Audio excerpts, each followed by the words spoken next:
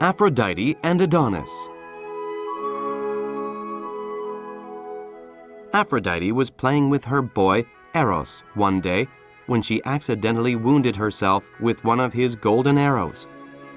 Before the wound healed, she saw Adonis and fell in love with him. She followed Adonis and kept him company.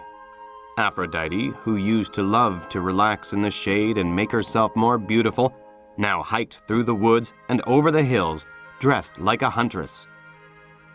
She chased rabbits and deer or other game that was safe to hunt. She stayed away from wolves and bears. She commanded Adonis also to avoid such dangerous animals. "Courage against the courageous is not safe," said Aphrodite. "Do not attack the beasts that are armed with weapons. Your youth and the beauty that charms me will not touch the hearts of lions and boars.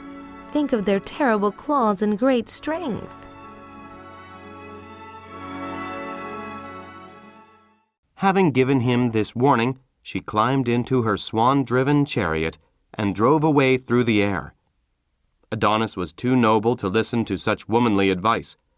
His dogs had chased a wild boar from his lair, and Adonis wanted to kill it. Adonis threw his spear and wounded the animal in its side. The beast turned and ran at Adonis, who turned and fled.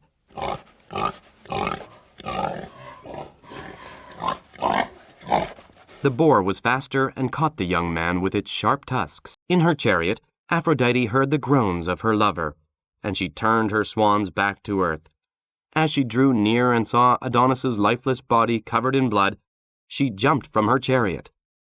Bending over her lover, she beat her chest and tore her hair. She said, "Death will only have a partial victory. The memory of my grief will endure, and the memory of your death will be renewed each year. Your blood shall be changed into a flower." As she said this, she sprinkled nectar on Adonis's blood. After an hour, a blood-red flower grew. This flower is short-lived. The wind blows the blossoms open, and afterward blows the petals away. Therefore, it is called the windflower.